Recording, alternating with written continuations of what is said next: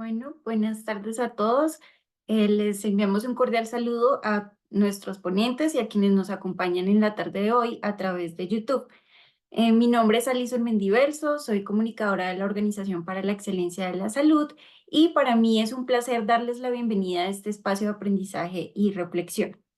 En nombre de la OES, les agradecemos profundamente por acompañarnos en nuestra tercera sesión de martes de webinars OES, tres expertos, tres historias de éxito. Esperamos que cada una de las experiencias que vamos a compartir esta tarde les sirva de inspiración y les aporte nuevas ideas para aplicar en sus instituciones. En la sesión de hoy contaremos con tres historias de éxito de tres grandes instituciones de nuestro país. Los temas que vamos a abordar la tarde de hoy son reduciendo la mortalidad perinatal a través de la inteligencia artificial de la IPS Calidad Médica de Valledupar, de Calidad Médica IPS, presentada por el doctor Eliezer Medina. A continuación, escucharemos la experiencia del ESE Hospital Universitario del Valle Evaristo García, titulada Unidad de Pediatría Social, Modelo de Atención Interprofesional para el Maltrato Infantil, a cargo de la doctora Ángela María García. Y para cerrar, Jorge Luis Vargas nos presentará la experiencia Programa Con tus pies San Rafael, modelo integral de atención a pacientes diabéticos con pie diabético, del Hospital San Rafael de Tunja. Para moderar esta sesión, nos acompañará Pilar López, asesora técnica de proyectos de la línea AHCP de la OES. Y bueno, para dar inicio voy a darle la palabra al doctor Eliezer Medina, director médico de calidad médica IPS. Buenas tardes, Bienvenido. Alison. Muchas gracias a la OES por esta invitación a compartir este espacio donde hablaremos de nuestras experiencias y el objetivo de poder compartir con todos ustedes. Nuevamente me presento, mi nombre es Eliezer Medina, yo soy el director médico del grupo Previsalud de la IPS Calidad Médica ubicada en la ciudad de Valledupar. Vamos a hablar acerca de nuestra experiencia reduciendo la mortalidad perinatal a través de la inteligencia artificial en la IPS Calidad Médica de la ciudad de Valledupar. Pero primero hablemos de quiénes somos. El Grupo Previsalud es un grupo empresarial conformado por 4 IPS que tenemos presencia en 7 departamentos de Colombia. Nuestra presencia más fuerte en la costa Caribe, sin embargo también tenemos en norte de Santander una sede. Y en la ciudad de Valledupar, desde donde presentamos nuestra experiencia, tenemos nuestra IPS Calidad Médica. La ciudad de Barranquilla y los municipios del Atlántico contamos con 2 IPS también, Promo Costa y Salud Social, que además es una de nuestras IPS acreditadas por ICONTEC. Atendemos más de 1 millón de usuarios en estas sedes a través de 65 sedes distribuidas en más de 20 municipios. Nuestro ADN en el grupo Previsalud es la gestión del riesgo en salud. Nos caracterizamos por brindar una atención enfocada en la gestión del riesgo. Es así como todas nuestras IPS contamos con diferentes programas de gestión del riesgo. Entre esos, pues tenemos programas de respiratorios crónicos como el programa EPOCA. También tenemos programas de artritis, tanto para adultos como infantiles, como ReumaKit. Nuestra corte más grande, que es la corte de riesgo cardiovascular, con más de 40.000 usuarios en todos los departamentos en los que tenemos presencia. Nuestro programa de gestión de riesgo materno-perinatal, del cual nace esta iniciativa que estamos presentando el día de hoy. Programa de nefroprotección, neurodesarrollo y también la ruta de salud mental. ¿Cuál es el reto? Estas tendencias actuales de la salud nos llevan a que la salud debe ser centrada en la persona. Debe ser una medicina humanizada, humanización de la atención, y debe ser una medicina predictiva. Pero todo eso ahora de la mano también de la salud digital, de cómo con el desarrollo de las nuevas tecnologías o las tecnologías de inteligencia artificial o a través de la interacción humano-computadora y estrategias de machine learning podamos nosotros lograr estos objetivos de una atención centrada en la persona, con una atención humanizada, pero sobre todo con un enfoque de medicina predictiva, y a eso es lo que le hemos venido apuntando en nuestra organización. La situación problemática. Sin duda existen muchos problemas hablando en el ámbito de atención, pero uno que es relevante por su impacto en la mortalidad perinatal, definida como esa muerte fetal o del producto de la gestación que ocurre entre las 22 semanas de la gestación o incluso hasta los 7 días de vida del neonato. Es un problema de salud global, es incluso un problema de salud pública y junto con la mortalidad materna es uno de los objetivos importantes del milenio. Estadísticas: 2.4 millones de muertes perinatales suceden anualmente en el mundo. El 75% de esas muertes suceden en países de escasos recursos. Y en Colombia, 10 de cada 1000 embarazos terminan con una muerte perinatal. Obviamente esta cifra puede variar entre regiones, en las diferentes regiones del país. Tenemos regiones donde el problema se acrecenta. Al final podemos decir que según los datos del Ministerio de Salud a corte del año 2022, teníamos una tasa de mortalidad perinatal de 16 por cada 100.000 nacidos. Lo preocupante de eso es que 2 años antes ya estábamos en 14, es decir, si pudiéramos sacar el dato ahora, seguramente puede estar un poco más alto. Entonces, ese fue uno de los problemas a los que nos dimos cuenta que es producto también de fallas de la atención y al que le queríamos apuntar. Las causas de este problema son multifactoriales. Obviamente los determinantes sociales influyen. Sabemos que la pobreza, el nivel de educación de nuestras madres gestantes, sobre todo en el régimen subsidiado o en las áreas rurales, es precaria y esto puede traer consigo riesgos que al final terminan en desenlaces fatales tanto para la madre como para el producto. Pero también está el acceso a los servicios de salud. Entre más ruralidad hay, pues es peor este acceso. Se puede limitar el acceso y eso hace que las gestantes consulten tarde cuando ya los riesgos son mayores y que eso nos puede también acrecentar este problema en cuanto a la tasa de mortalidad. Pero también está el desconocimiento, tanto del lado de la paciente que no es capaz de reconocer sus propios riesgos, pero también del lado de los profesionales de la salud, sobre todo en la atención primaria, donde nuestros médicos tal vez por la rapidez, por el tiempo corto de las consultas, o por el exceso de pacientes también, o por temas ya propios del sistema de salud colombiano, es posible que esa consulta no sea de la calidad que se requiere y al final terminan pasándose por altos riesgos que aumentan el riesgo de esos desenlaces. Entonces ahí quisimos apuntarle.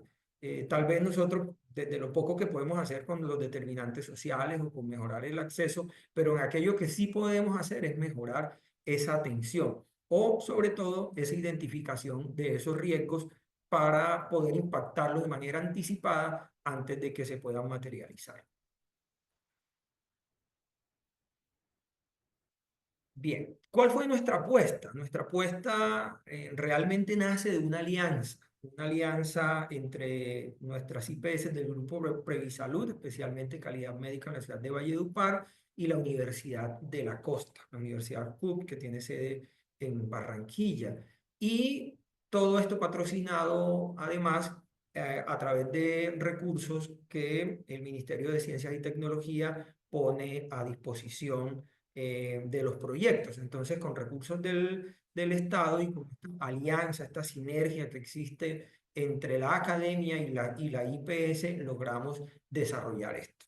La incursión de la inteligencia artificial puede ayudar a la detección temprana y al monitoreo de las madres gestantes, apoyando a los médicos en un tratamiento oportuno y un control de los factores de riesgo que al final se traduce en una mejora de la supervivencia, que se busca con esto es lograr impactar en una reducción en la tasa de mortalidad perinatal. La inteligencia artificial cada día toma más fuerza en el sector salud y la democratización de estas tecnologías hace que pues ya esté al alcance de todos y que no se necesiten grandes infraestructuras, inclusive grandes inversiones para poder hacerlo. Incluso con estas alianzas puede ser todavía mucho más fácil. ¿Cómo lo hicimos? Pues nuestra metodología inició con la caracterización del proceso de control prenatal, identificando cuáles son esas variables que le aportan valor a la identificación temprana de los riesgos. Esto debido a que en nuestra IPS manejamos gestantes. Entonces tenemos data de pacientes gestantes que hemos venido acompañando durante todo el proceso. Entonces con información de más de 5.000 gestantes atendidas entre enero del 2021 y agosto del 2023, se pudo hacer una trazabilidad de aquellos datos que pudieran servir como predictores al momento de identificar cuándo una gestante puede tener un mayor o menor riesgo de un desenlace fatal en su embarazo para su producto, para su neonato. Con esta información, entonces se procedió a crear un modelo de inteligencia artificial que con esta información fuera capaz de poder identificar cuáles son esos factores de riesgo o cuáles son esos indicios de riesgo que se pudieran determinar desde el comienzo del embarazo y que pudiéramos intervenir. De eso luego pasamos a diseñar unas rutas de intervención con la mano el grupo y trabajo de un grupo interdisciplinario donde participaron perinatólogos, ginecólogos, personal de enfermería, personal administrativo y obviamente el personal investigador y desarrolladores de la universidad. Se diseñaron unas rutas porque el modelo lo queríamos llevar no solo a la identificación del riesgo, sino cómo el modelo le pudiera darle la mano al médico para, uno, no dejar pasar por alto esos riesgos y segundo, poder hacer que generaran unas intervenciones para minimizar estos riesgos. Y finalmente, una plataforma que pudiera ser interoperable en nuestro software de historia clínica, de tal manera que el médico en la misma consulta de la gestante pudiera darle paso a que con la información que está recabando de la historia clínica, el modelo de inteligencia artificial pudiera hacer su trabajo. Un poco ya más detallado de cómo lo hicimos. Bueno, lo primero, la caracterización, se identificaron cuáles eran esas variables predictoras, se desarrollaron 6 modelos de inteligencia artificial utilizando el algoritmo de Random Forest, que es un algoritmo de aprendizaje automático, de Machine Learning, en el cual con la información previa fue capaz de crear modelos que nos pudieran hacer este tipo de predicciones. Por último, esto se integró este modelo de predicción lo integramos al modelo de atención en el diseño de las rutas a partir de esas recomendaciones que el mismo modelo de inteligencia artificial ponía a disposición del médico de atención primaria. Entonces el modelo, por un lado, permite estimar el nivel de riesgo y sugiere unas intervenciones que el médico debería hacer con estas gestantes. Estas intervenciones fueron tomadas basadas en la mejor evidencia posible y luego de que el panel de expertos, entre ellos perinatólogos y ginecólogos, pudieran ponerse de acuerdo de cuáles serían esas intervenciones que el médico de atención primaria pudiera utilizar para minimizar esos riesgos. Al final las métricas del modelo, muy buenas. Logramos obtener una sensibilidad del 87% y una especificidad del 99%. Esto dicho en palabras sencillas es que el modelo es capaz de predecir de manera positiva de 8 a 9 de cada 10 pacientes y anticiparse de manera negativa, es decir, que la paciente no tiene riesgo o no va a tener mortalidad perinatal en 9 de cada 10 casos. Esto es algo que pues para las métricas del modelo, obviamente por debajo de esto hay una cantidad de algoritmos que se encargan de producir estas métricas, pero un modelo que te da una sensibilidad capaz de identificarte en cada 10 estantes 8 en las cuales si no hacemos algo ahora, seguramente al final del embarazo puede terminar con una mortalidad perinatal, pues ya es un modelo que es de mucha ayuda al momento de la toma de decisiones clínicas. Esto es una pantalla de cómo se ve el modelo. El médico al momento que atiende a la paciente lo que hace es que pues recaba unos datos clínicos que no son diferentes a los que hace cualquier médico en una atención de control prenatal. Lo que se hace es que con esta información por debajo el modelo, el algoritmo identifica cuáles de estos parámetros están en un nivel que puede generar un riesgo para la gestante, clasificando las gestantes en gestantes de muy alto riesgo, de alto riesgo, de riesgo moderado, de riesgo bajo. Y en función a eso, le genera unas alertas o le genera unas recomendaciones que el médico sí o sí debe garantizar que su gestante debe cumplir. Una paciente de riesgo bajo, pues tendrá menos recomendaciones que una paciente de riesgo alto. Además de esto, nos permite hacer un seguimiento de la gestante a través del avance en su control prenatal. Y es así como desde la primera consulta, cuando le hacemos una primera medición, en cada consulta vamos midiendo el riesgo y de esa forma podemos ver la evolución, encontrando inclusive si esta paciente puede ir disminuyendo sus riesgos, si lo tenemos controlado, o incluso si aparecen riesgos nuevos durante el embarazo y que haya necesidad de tener que gestionar. Nos sentimos orgullosos de que este trabajo colaborativo entre la academia, la Universidad de la Costa y Previsalud lo pudiéramos haber mostrado a nivel internacional. Hace poco participamos en el HCI versión 2024, realizado entre el 29 de junio y el 4 de julio en la ciudad de Washington, Estados Unidos, donde llevamos esta iniciativa con muy buenos comentarios. Además de eso, se publicó en la revista oficial del evento, se publicó nuestro artículo.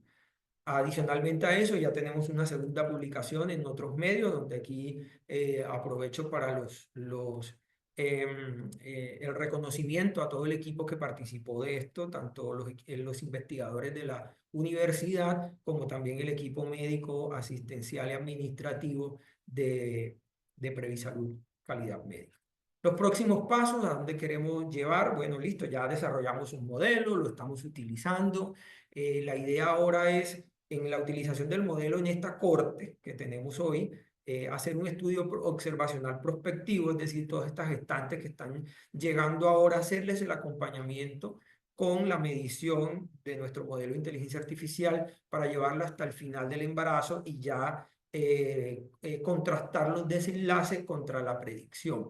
Esto nos va a validar efectivamente el modelo porque las métricas pues son métricas a partir de datos anteriores, pero ya probándolo en vida real, en pacientes reales, pues vamos a obtener el real desempeño de este modelo, que lo que busca es impactar en la reducción de la tasa de mortalidad materna, perinatal, perdón, al menos en la población que estamos manejando.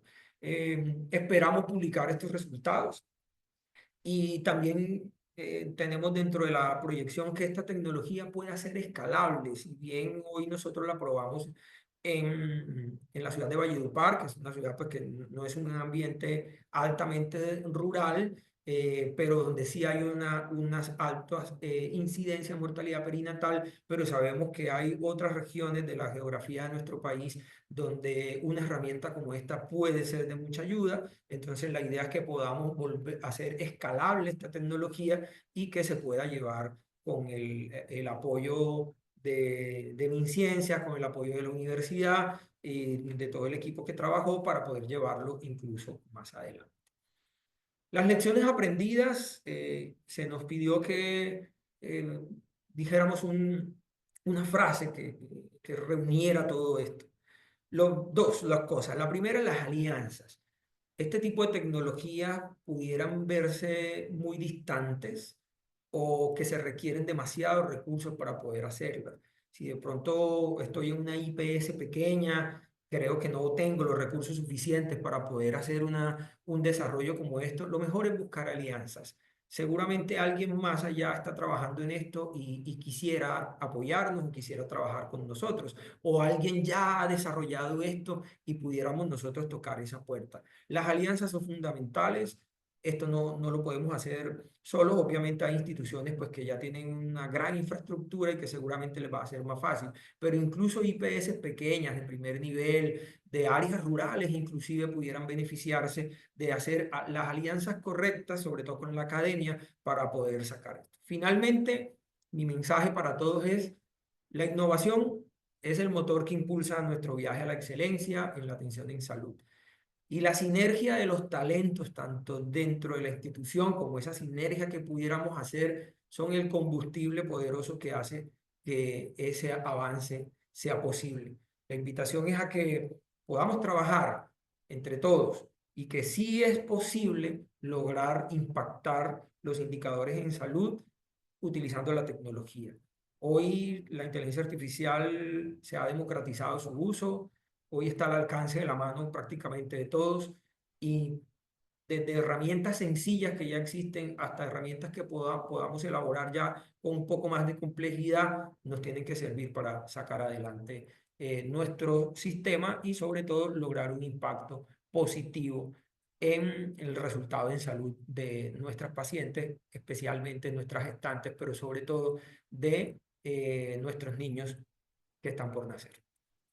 Muchas gracias. Ese era el mensaje y contarles un poco de la experiencia que hemos tenido en Previsalud, en nuestra IPS Calidad Médica de la ciudad de Valledupar. Pilar. Muchas gracias, doctor. Gracias por su intervención. Le comento que en este momento no tenemos preguntas en el chat. Entonces, le agradecemos por habernos compartido este modelo de inteligencia artificial que sabemos representa importantes avances en su aplicación y además ofrece unas soluciones innovadoras para mejorar la salud materna y neonatal mediante la integración tanto de la inteligencia artificial con datos médicos, lo que nos va a llevar también a impulsar la innovación, la eficiencia y pues toda la toma de decisiones informadas en este campo.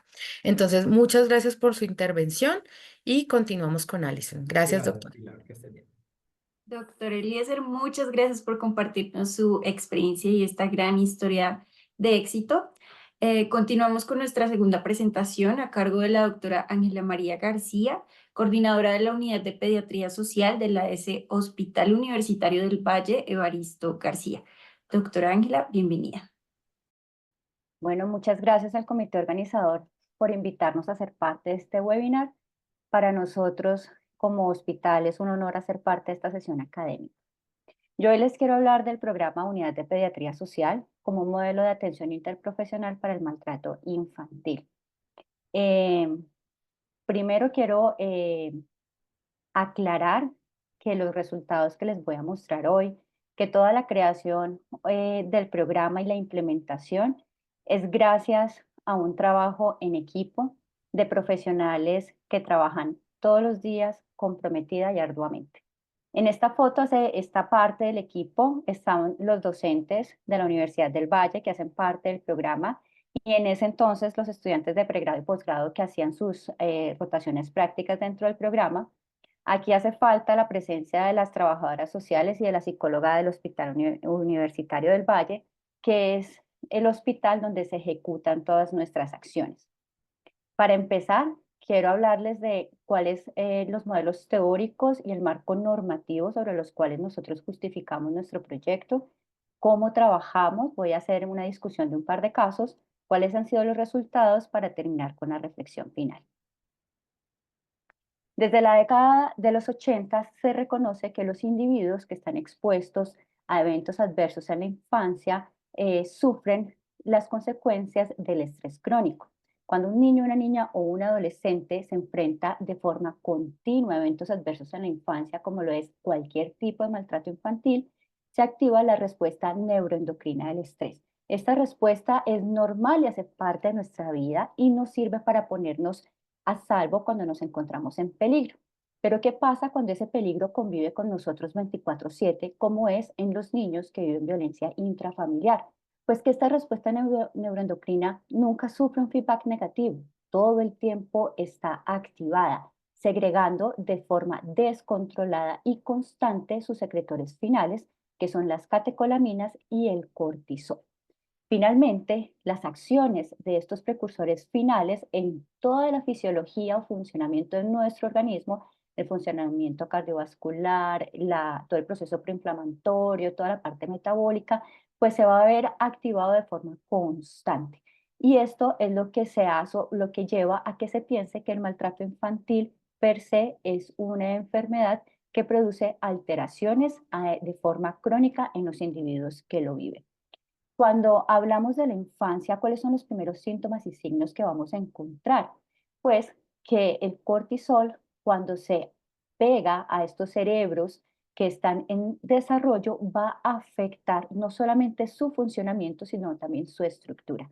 Y está descrito por las neurociencias que los niños, las niñas y los adolescentes que viven en entornos maltratantes de forma crónica van a tener síntomas asociados a pobre desarrollo cognitivo, problemas del aprendizaje, problemas conductuales enfermedad mental temprana y también pobre cognición o desarrollo social. Así que, según las neurociencias, el órgano blanco del maltrato infantil es el cerebro. Reconociendo los resultados o lo que nos dice la neurociencia de lo que es el estrés crónico, entonces en 1998 un médico de adultos, Felitti, saca una gran estudio que es como el Framingham. El Framingham es un estudio muy importante en medicina que se usó como para poder hablar de todos los riesgos cardiovasculares y poder poner la ruta de tratamiento. Bueno, el estudio de Felitti nos habla de cuál es la ruta de tratamiento para los niños, las niñas y los adolescentes que han sufrido maltrato infantil.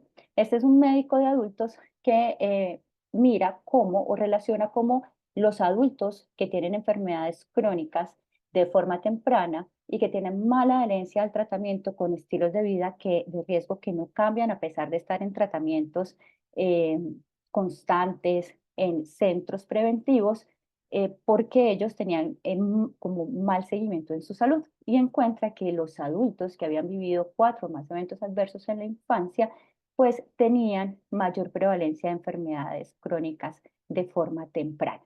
Bajo esta postura de asociación de la teoría de neurociencias con los hallazgos de Felitti, entonces es que se considera el maltrato infantil como una enfermedad de impacto en salud pública que afecta todos los dominios del ser humano, su salud mental, su salud física, su desarrollo cognitivo y social durante todas las esferas de su vida. ¿Cuáles son los síntomas y los signos que hablan de que el maltrato infantil es una enfermedad?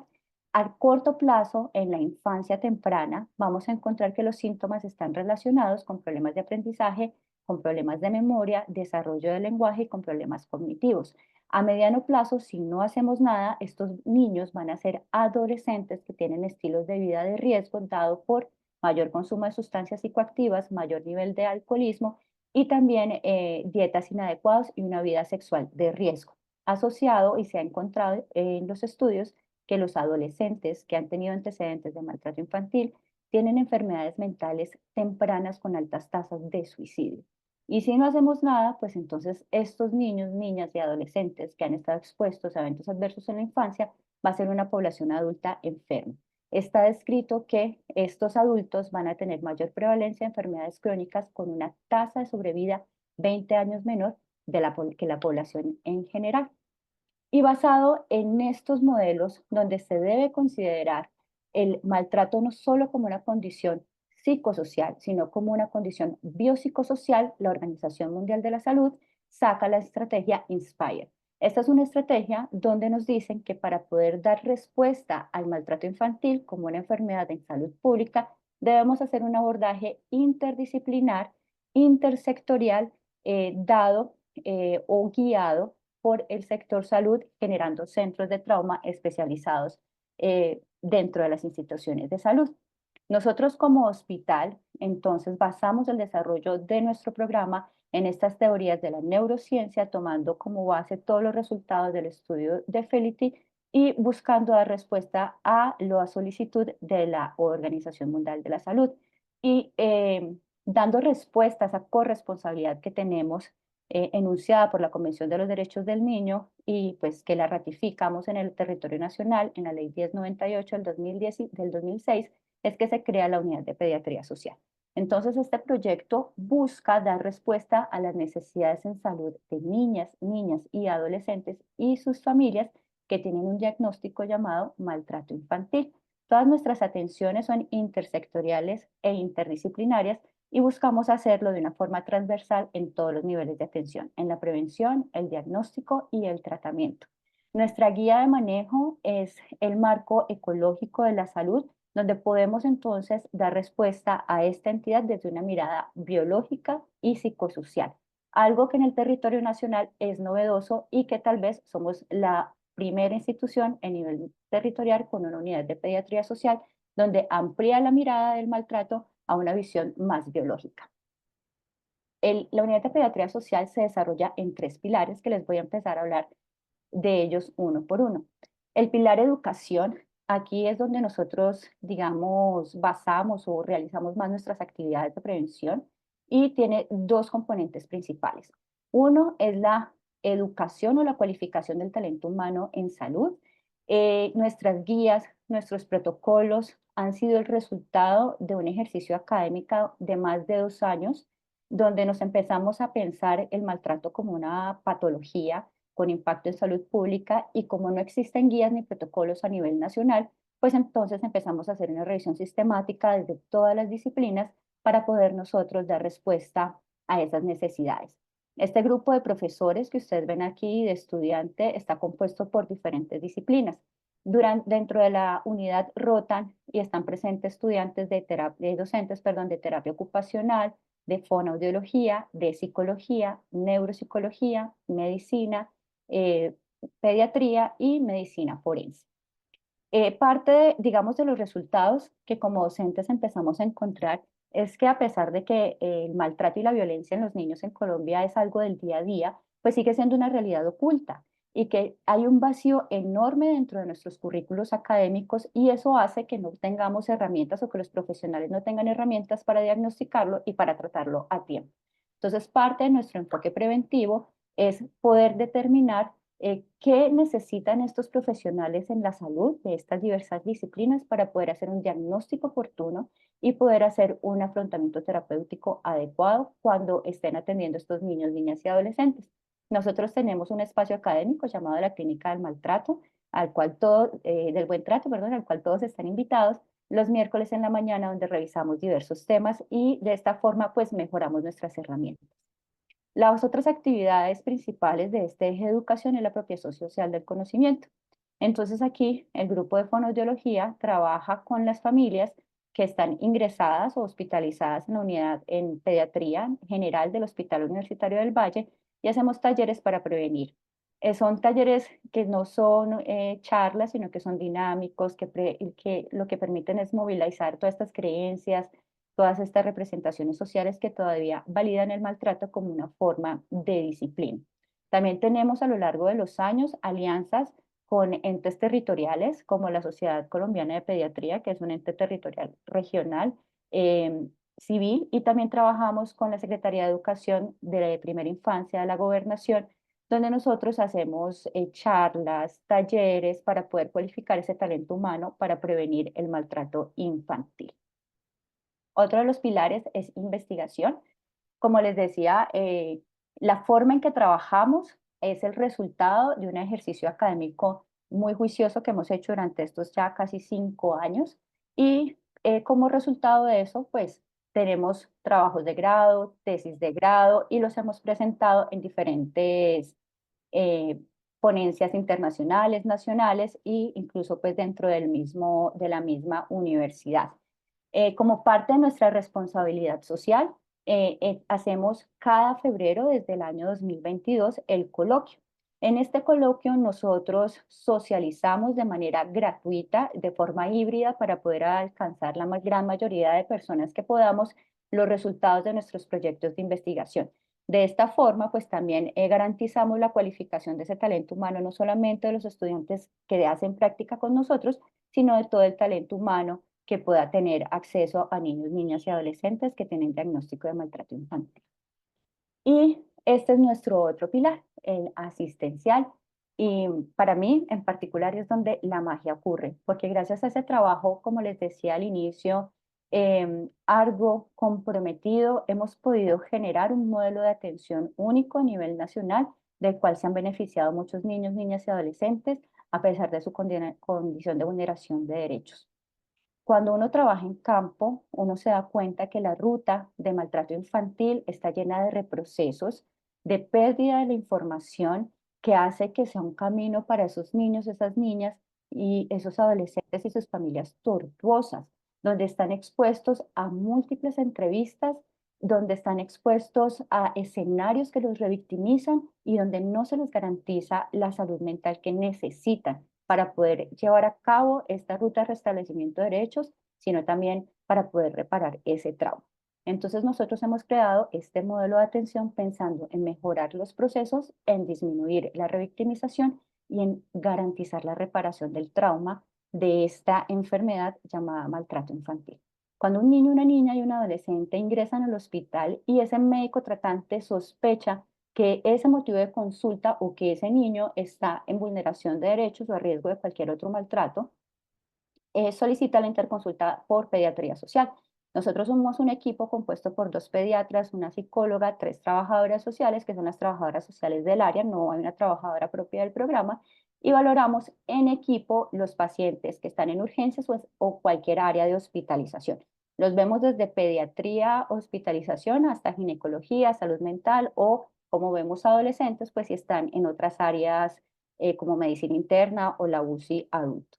Hacemos un análisis del caso en equipo y ahí llegamos a acuerdos de si este niño o no está expuesto a maltrato infantil, cuál es el tipo de maltrato infantil y cómo vamos a hacer el tratamiento. El tratamiento radica no solamente en generar terapias de rehabilitación para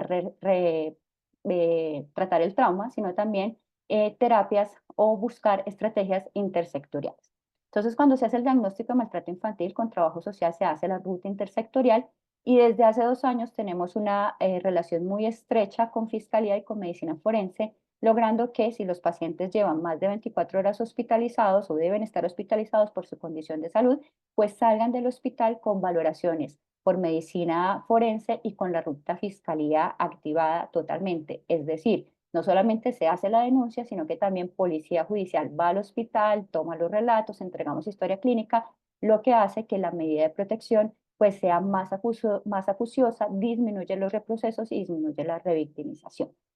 Después, si el niño está hospitalizado, entonces podemos hacer esa valoración del impacto del trauma en el niño y en su cuidador. Y a través de nuestro trabajo interprofesional con terapia ocupacional, con fonoaudiología y con psicología, pues les hacemos una cantidad de baterías que ya hemos elegido, que necesitamos evaluar ese impacto cognitivo, social, emocional, evaluar la calidad de ese cuidador y poder objetivar el por qué ese cuidador no es el cuidador más adecuado para ese niño en ese momento en particular. Esto porque es necesario, porque en Colombia no estamos muy sensibilizados a reconocer que el maltrato per se es una condición que genera alteraciones biológicas y que el órgano target es el cerebro. Entonces, estos niños entran a la ruta de protección, pero no se generan estas estrategias que nos puedan decir cuál ha sido el impacto del trauma y generar un diagnóstico certero que nos permita generar estrategias terapéuticas enfocadas para ese niño en particular. Entonces nosotros evaluamos estos niños si están hospitalizados más de una semana dentro del hospital, si no, lo hacemos de forma ambulatoria. Todos nuestros pacientes salen con una orden por pediatría social y por psicología 2 semanas después de haber valorado en urgencias. Como el hospital ingresa este modelo de atención, este programa de unidad de pediatría social dentro del eje de responsabilidad social, estas primeras atenciones hacen parte de la corresponsabilidad que tiene el Hospital Universitario del Valle con la infancia. Entonces son acciones que no son gratuitas para los usuarios y que gracias a la academia pues podemos generar estrategias que en otros casos no serían posibles, como por ejemplo hacer valoraciones neuropsicológicas, valoraciones por terapia ocupacional, valoraciones de funcionalidad a costo cero para el hospital, pero cumpliendo con nuestra responsabilidad social. Nosotros reconocemos, después de ver estos pacientes y saber y vernos atravesados por todas estas historias, que todos los niños, las niñas y los adolescentes merecen tener una segunda oportunidad, merecen tener herramientas en salud mental que les propicien la capacidad de ser resilientes y de poder crear su vida en un lugar diferente al trauma. Y la única forma es garantizarlo a través de estrategias de salud mental integral.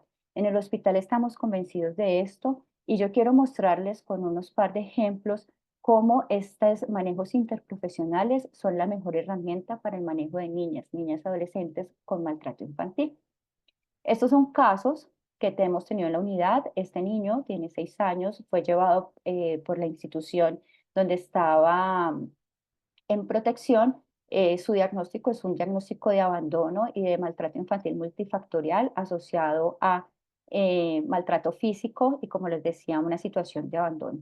Él tenía unos comportamientos desafiantes, alteración, no cumplía la norma y era agresivo verbal y físicamente. Entonces lo llevan, hacemos una primera mirada de urgencias, luego allí decidimos como equipo qué acciones vamos a hacer para poder delimitar el impacto del maltrato infantil. Aquí donde ven, ustedes está trabajando el equipo de psicología y de terapia ocupacional conjuntamente. Se le hace en estos momentos una prueba de inteligencia que se llama CAVID, que muestra que el niño tiene un coeficiente intelectual adecuado, situación que es maravillosa, pero que tiene en una prueba que se llama ENI, tiene síntomas que nos hace pensar que tiene un trastorno ansioso y un trastorno oposicionista desafiante. A través de la valoración funcional, pues encontramos que para que el niño mejore su atención y su memoria, necesitamos fortalecer toda la parte escapular y hacemos con esto recomendaciones a sus cuidadores. ¿Esto qué conlleva? Que los cuidadores, al saber por qué el niño se comporta como se comporta, puede generar estrategias de cuidado que mejoren esa conducta del niño, y esto va a mejorar enormemente la adoptabilidad de los niños que están en los entes de protección, porque todos estos niños están enfermos, tienen una enfermedad llamada maltrato infantil. Aquí vemos en la otra foto, esta es una chica que sufre un acceso carnal violento, es una niña que viene de una comunidad indígena, y entonces tras evaluar el caso en conjunto, está terapia ocupacional y psicología trabajando con ella a través de una actividad que corresponde a su actividades de la comunidad, se hace un enfoque diferencial. Entonces, si ven, todas están tejiendo en una actividad que le proporciona a la niña seguridad, tranquilidad, que es conocida por ella, y mientras tanto se está haciendo una psicoterapia mientras ella teje, se repara su trauma. Acá, como les decía, no solamente evaluamos los niños, sino también evaluamos a los cuidadores. Este es un niño que tiene una enfermedad neoplásica y que había mala adherencia al tratamiento. Entonces, la pregunta es, ¿por qué esta cuidadora está teniendo este comportamiento negligente? Le evaluamos, encontramos, este es el Apgar, que la mamá sensa que había una disfunción familiar grave, y hacemos una prueba de funcionalidad, que es el JUDAS, que nos habla de discapacidad, y una prueba también cognitiva de la mamá. Y encontramos que el origen de esa negligencia, esa falta de seguimiento, es porque la mamá no tenía herramientas cognitivas para entender las necesidades de cuidado de ese niño. Con eso se objetiva el diagnóstico, se le da las recomendaciones al ente de protección y podemos evaluar una familia extensa para que cuando el niño salga del hospital estemos segurísimos que va a poder contar con un cuidador que pueda dar respuesta a esas necesidades. El poder objetivar el por qué ese cuidador no es el cuidador más adecuado para esos niños, esas niñas y esos adolescentes, pues también les ayuda a los entes de protección tomar medidas que permitan buscarle un cuidador que pueda resarcir ese cuidado negligente. Y este otro caso es una niña de 1 año y 10 meses que ingresa al hospital por unas quemaduras. Aquí vemos que se hace un diagnóstico de unas quemaduras por objeto caliente, se hace un diagnóstico de maltrato físico, maltrato por negligencia. Esta niña llega un domingo, es lunes festivo, la vemos el martes en el hospital, en la mañana con todo el equipo de la unidad. Ese martes en la tarde, como tenemos una relación muy estrecha ya con Fiscalía, se hace la denuncia. Ese mismo martes en la tarde va el policía judicial. Miércoles en la mañana está yendo medicina forense a hacer la valoración, y ya con esta información, Fiscalía nos permite tener una medida de protección que nos aseguraba que los presuntos agresores, que eran su madre y su padrastro, pues no tuvieran contacto con la niña. Mientras esto ocurría, buscamos una familia extensa porque es una niña de 1 año y 10 meses. Para nosotros su mamá y su papá son los agresores, pero para ella son sus vínculos afectivos. No podemos dejar a esta niña en algo tan hostil como es una hospitalización sin un cuidador principal. Entonces, mientras esto pasaba, nosotros fuimos buscando a la familia extensa, y cuando ya sale la medida de protección de alejamiento, pues ya tenemos una tía y una abuela materna educada, sensibilizada, consciente de por qué su madre no podía ser parte del cuidado. Comisaría va al hospital, y para mí este caso, la verdad es que es maravilloso, puedo llamarlo como exitoso, porque esta niña en 1 semana sale con una medida judicial tomada, con una medida de protección tomada porque se le da la custodia a su tía materna, y con un seguimiento en salud adecuado. Ya la hemos visto ambulatoriamente, con una familia muy adherente y está en muy buenas condiciones. ¿Cuáles son nuestros resultados más importantes? Desde el pilar educación, pues ya nosotros llevamos más o menos 5 años funcionando. Empezamos con estudiantes de la Universidad del Valle de fonoaudiología, terapia ocupacional, psicología y pediatría. En estos momentos, desde el año pasado, tenemos anualmente 26 estudiantes que hacen sus prácticas por la unidad de pediatría social. En estos momentos tenemos 2 universidades más. Está la Universidad Pontificia Javeriana con la residencia de medicina forense y la Universidad ICESI con sus residentes de pediatría. También entonces se sumó otro pregrado que es medicina de la Universidad del Valle. Producto de las rotaciones de estos estudiantes, porque cada estudiante que llega a la unidad, porque la gran mayoría de disciplinas hacen sus prácticas de 6 meses dentro de la unidad, dejan un trabajo de grado, un proyecto de práctica, y esto nos sirve no solamente para cualificarnos a nosotros como programa, sino que también ha servido para poder disminuir ese vacío científico que hay con respecto al tema en el territorio nacional. Entonces, todas estas tesis son no solamente literatura gris, sino que también han sido publicadas, expuestas en diversos entornos de diversas disciplinas, no solamente en congresos de medicina, sino en congresos de las otras disciplinas. Y como les decía, tenemos anualmente nuestro coloquio que están cordialmente invitados. Y desde la parte asistencial, quiero mostrarles solamente esta barra, esta gráfica. En las columnas verdes, en las azules, perdón, ustedes ven la cantidad de pacientes que nosotros vemos por año. Y en las columnas naranja, ustedes ven la cantidad de pacientes que nosotros vemos con diagnóstico de maltrato infantil.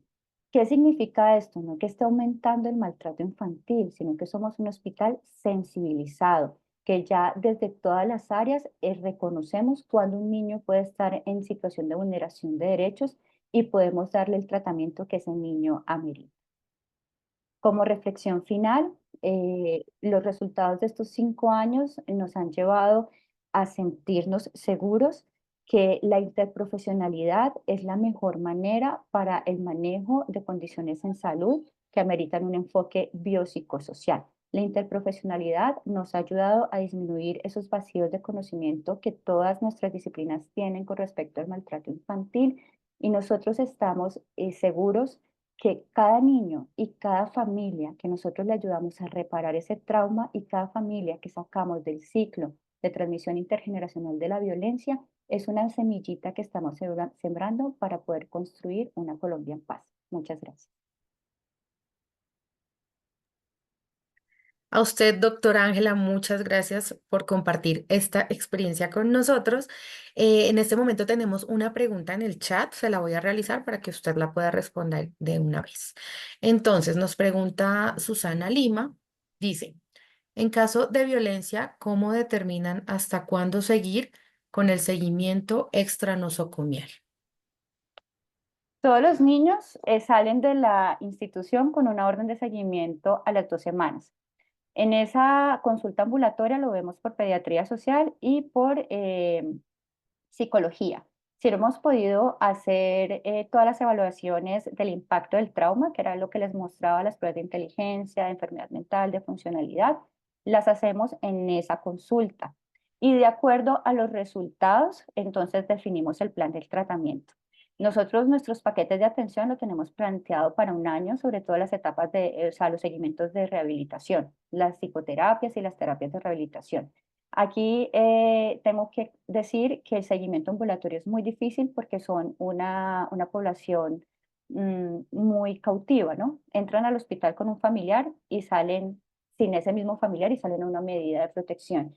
Entonces, ha sido difícil poder garantizarle a todos los niños que vemos el tratamiento rehabilitador. Cada vez hemos tratado del hospital garantizar que mejoremos ese seguimiento ambulatorio y lo que tenemos dentro de nuestros paquetes pensado es el seguimiento de un año, pero todo es muy individualizado a las necesidades de esos niños y a lo que nos digan las escalas que les hacemos. Vale, muy bien. Muchas gracias, doctora. Entonces, agradecemos, doctora, su participación, habernos compartido este modelo de atención, pues sabemos que para mitigar este impacto es fundamental adoptar un enfoque colaborativo entre diferentes profesiones. Y acá es importante rescatar que la prevención, el diagnóstico, el tratamiento del maltrato infantil, pues no solo benefician a la salud del individuo propiamente, sino que también contribuyen al desarrollo social y económico de la comunidad en el futuro. Muchas gracias, doctora. Doy paso a Muchas Alison. gracias. Doctora, muchas gracias. Y para finalizar, vamos a escuchar a Jorge Luis Vargas, enfermero jefe del S Hospital San Rafael de Tunja. Adelante, Jorge Luis, es un gusto tenerlo aquí. Buenas tardes para todos. Eh, Mi nombre, Jorge Luis Vargas Ibagón, enfermero jefe de la Universidad Pedagógica y Tecnológica de Colombia de Tunja y enfermero en el Hospital Universitario San Rafael de Tunja. Vengo a comentarles acerca de una experiencia exitosa con el manejo de un programa llamado Con tus pies San Rafael, que maneja un modelo integral de atención a pacientes diabéticos con pie diabético. Este se realizó a través de un convenio interinstitucional con Combatec Forever Caring. Además de eso, soy magíster en enfermería y educador en diabetes. ¿Cuál es el problema del pie diabético? Entonces, la diabetes como una enfermedad que todos conocemos, que está en constante aumento, la cantidad de pacientes, tanto diabetes tipo 1 y la diabetes tipo 2 que se está convirtiendo en un problema a nivel internacional, que nos deja pacientes poco adherentes a los tratamientos y con serias complicaciones, entre las que se encuentran la retinopatía, la nefropatía y el pie diabético. Una de las complicaciones que más hemos tenido en aumento en esta región, en todo lo que es Boyacá, la región de Cundinamarca, Santander, Casanare, que atendemos acá en Boyacá, ha venido en aumento. Entonces, necesitábamos como institución que queremos velar por la correcta y la integral atención del paciente, un programa que pudiera determinar la atención integral de estos pacientes para minimizar las complicaciones. El objetivo principal del programa, entonces, es estandarizar e implementar un modelo integral de atención a pacientes diabéticos con pie diabético, alineado con una estrategia de gestión del riesgo costo efectiva y acorde con todas las políticas vigentes que mejorara la calidad de vida de las personas y que sirviera como guía para todos los profesionales que brindan atención en salud a este grupo de población, generando ¿qué? Factores protectores a corto, mediano, largo plazo en los diferentes niveles de atención. ¿Cómo entonces arrancamos el proceso? Entonces, esto ya fue hace más de un año. Lo enfocamos hacia la gestión del riesgo. Entonces, gestión de riesgo ¿en qué? Tanto en el ámbito ambulatorio como en el ámbito hospitalario. Entonces, teníamos pacientes con lesiones preulcerativas o teníamos pacientes con pie en riesgo o dentro del hospital pacientes que tuvieran solamente diabetes y que no tuvieran esa herramienta de autocuidado para prevenir este tipo de lesiones. ¿Cómo lo hicimos? Entonces, a través de una consulta de enfermería, una consulta especializada en donde qué hacíamos con qué hacíamos con ese paciente. Entonces, se hace una valoración neurológica del paciente, entonces pruebas de sensibilidad, monofilamento, diapasón, reflejos. Entonces, si se presentaba alguno de estas en alguna de estas pruebas alguna alteración o dolor, adormecimiento o la resequedad de la piel que nos pueden enviar hacia algún tipo de neuropatía en el paciente, lo enviábamos lo remitíamos a ortopedia pie diabético, una especialidad clave en el manejo de todo lo que tiene que ver con la prevención de lesiones o con aumentar el riesgo de que aparezca. Hacemos también una valoración vascular, entonces una toma de ITV donde se identifica si hay o no enfermedad arterial periférica. Si detectamos algo, digamos un ITV alterado, hacemos la remisión a cirugía vascular para que ellos, mediante una consulta con un Doppler un poco más especializado, pudiera diagnosticar a este paciente y poder hacer, digamos, algo de la prevención para evitar complicaciones. En la parte de todo lo que tiene que ver con las alteraciones motoras, entonces todo lo que tiene que ver con los dedos en garra, los dedos en martillo, todo lo que tiene que ver con las prominencias óseas y la deformidad del pie que se puede presentar en un paciente con diabetes que no esté controlado a lo largo del tiempo. Entonces, todas estas malformaciones nos llevan a cada vez aumentar el riesgo de que se nos cambien esas zonas de apoyo del pie que nos van a llevar a lesiones en los pacientes. Entonces ahí también lo remitíamos a nuestra especialidad aliada con el doctor Morales, el doctor Diego Morales, para manejo desde ortopedia pie diabético. Desde la parte infecciosa, entonces, si veíamos algo de valoración, que tenga paciente con onicomicosis, pacientes con micosis interdigital, todo lo que tiene que ver con infección, derivábamos o a urgencias si era muy necesario, o a dermatología o medicina interna para su manejo oportuno. Dentro de esta atención, ¿cuál fue el boom? En todos los pacientes con diabetes, digamos, la mayor carencia que se tiene es la adherencia a su tratamiento, que se debe dar desde la educación. Generalmente estamos acostumbrados a que la atención médica va basada en medicamentos, en ordenarle al paciente, pero el paciente requiere de esa educación especializada ¿en qué? En la alimentación que ellos deben recibir, en la correcta realización de la actividad física, dependiendo del tipo de pacientes. Aquí teníamos pacientes muy jóvenes, niños, pacientes ancianos, pacientes con ya dificultad, pacientes ya amputados que requerían de pronto de dirigirlos a algún tipo de rehabilitación integral. Entonces, hablando de todo esto, entonces el paciente aprendía a cómo hacer partícipe de su diabetes y del control de la misma para no solo prevenir las lesiones de pie diabético, sino cualquier tipo de complicación que se pudiera prevenir. En los medicamentos, entonces, por ejemplo, para contarles qué encontramos, pacientes que llevaban más de 10 años, 15 años, 20 años con tratamientos de insulina y no sabían la correcta aplicación de su medicamento. Entonces, en esta consulta, que ya ustedes se podrán imaginar que es de un tiempo considerable, de 1 hora, entonces se le enseñaba al paciente cómo debía hacer la correcta aplicación de su insulina, que podría ser algo muy sencillo, que uno pensaría, ¿cómo no lo vas a ver después de 10 años, 20 años de aplicarla? Pero generalmente nadie se había tomado el tiempo de explicarle correctamente esa aplicación. Además de eso, también la toma de las glucometrías, de cómo estar pendiente y los signos de alarma frente a alguna complicación de su diabetes. ¿Qué hicimos en esto y qué logramos? Una muy, muy, muy, muy buena alianza con endocrinología. Entonces, los pacientes que dentro de este programa llegaban con un mal manejo de su diabetes, los enviábamos con remisión prioritaria a endocrinología. Igual que ahorita hemos encontrado, digamos, un aliado magnífico con ellos, porque cualquier paciente que tenga atención con ellos, que no esté dentro de nuestro programa, ellos no lo envían para atención ambulatoria para poderle hacer el manejo y hacer partícipe a ese paciente de ese tratamiento que tanto necesita para la prevención de sus complicaciones. Aquí, ¿qué más hicimos? Entonces, en convenio con Combatec, también darles folletos sobre los 10 cuidados sobre los pies, la revisión diaria, la hidratación de la piel, utilizar zapatos adecuados, no andar descalzo, el corte adecuado de sus uñas, el baño o la higiene correcta de sus pies, y si encontraban algún cambio que pudiera dirigirnos hacia un signo de alarma, poder atender oportunamente.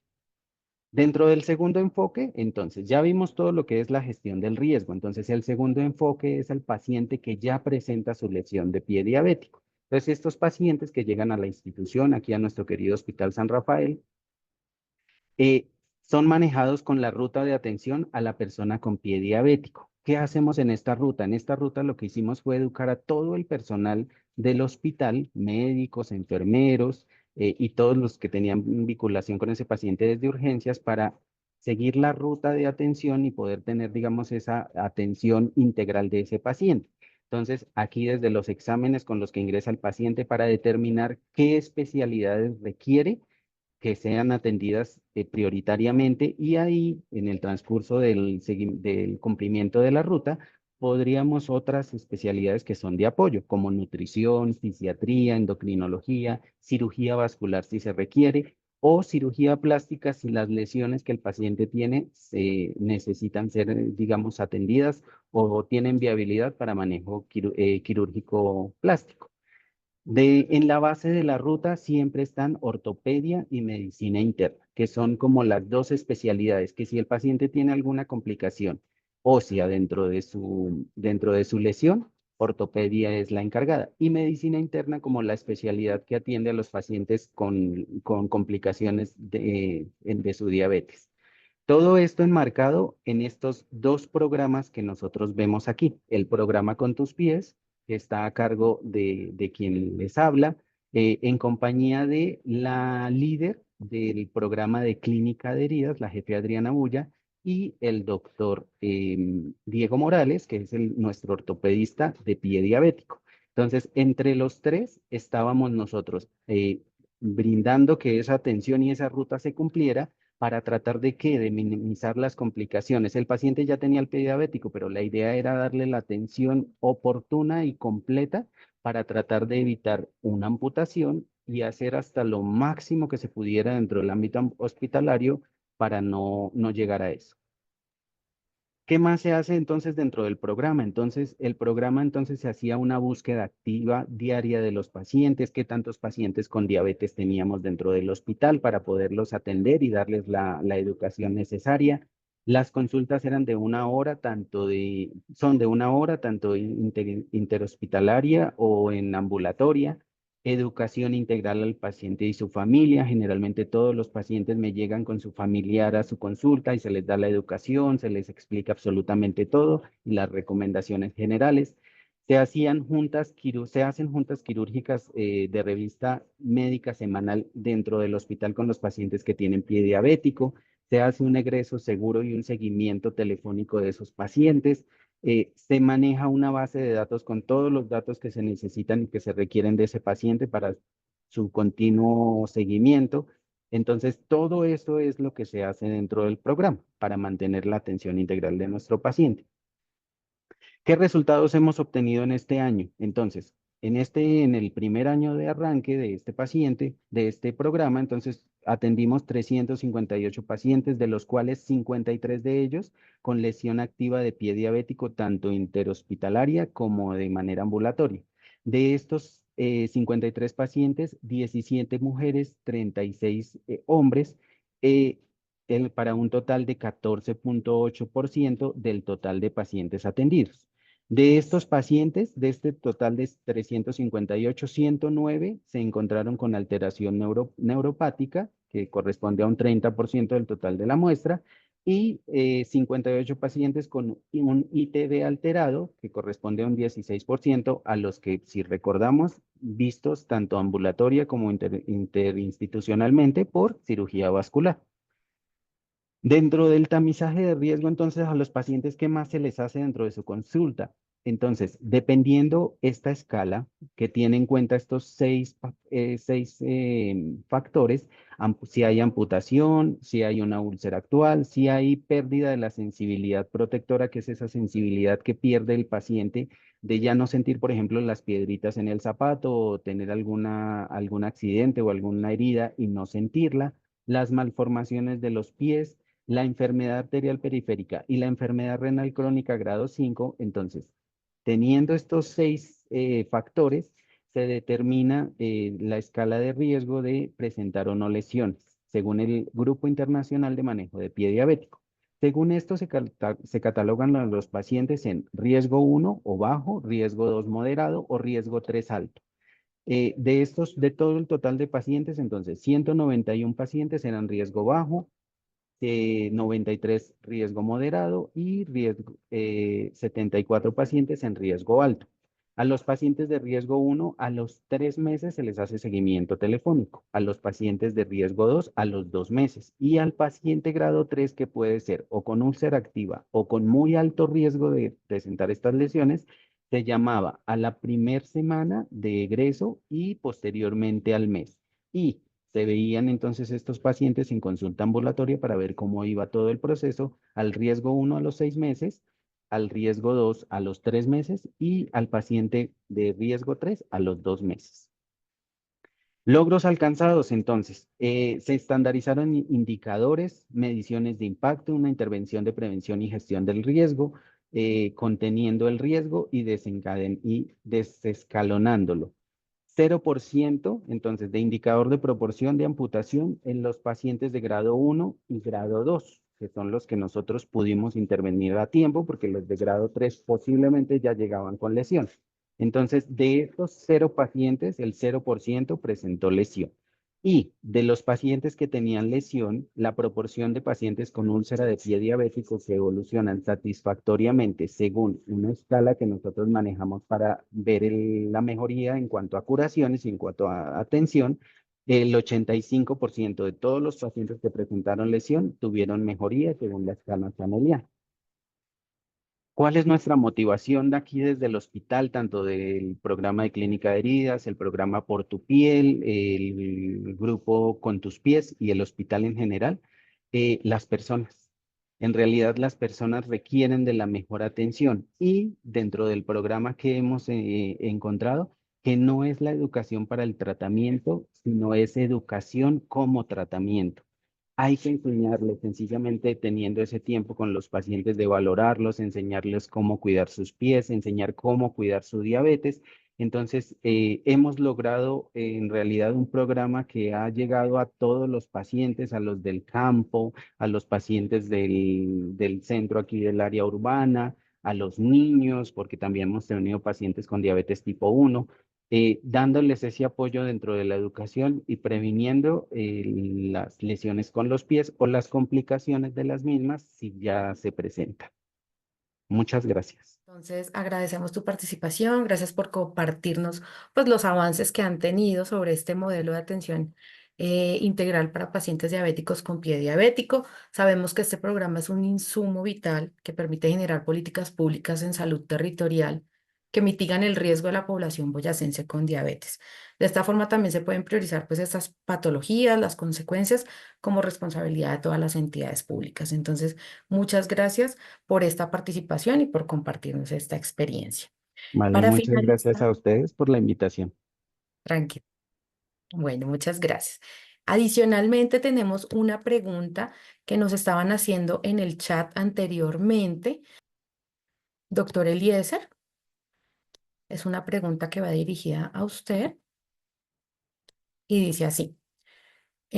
Con respecto a la creación de inteligencia artificial, ¿tiene elegida la inteligencia artificial y cómo se operaría la herramienta de inteligencia artificial?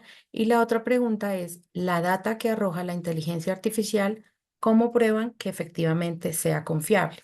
Gracias, Pilar. Bueno, Sí. vamos entonces con la primera pregunta.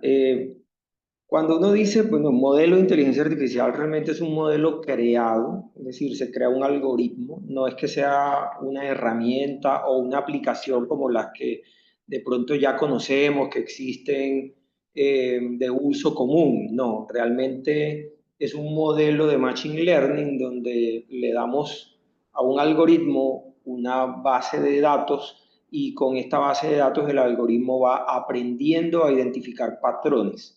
Es el mismo modelo que se ha utilizado inclusive en otras áreas de la medicina, como por ejemplo en la detección temprana de cáncer a través de las imágenes de radiografía. Entonces, si tú tienes un modelo, como para ponerlo un poco más sencillo el ejemplo, pues tú tienes a entrenar un modelo donde le das, no sé, 5.000 radiografías de pacientes que han tenido cáncer y otros que no han tenido cáncer y pones al modelo que identifique patrones. Entonces con esto el modelo va aprendiendo a encontrar esas cosas que de pronto el ojo humano no ve y que pueden ser predictores. Es decir, esta es la radiografía de un paciente que hoy tiene cáncer, pero esta es la radiografía de ese paciente hace 2 años o hace un año o hace 6 meses antes que se le diagnosticara.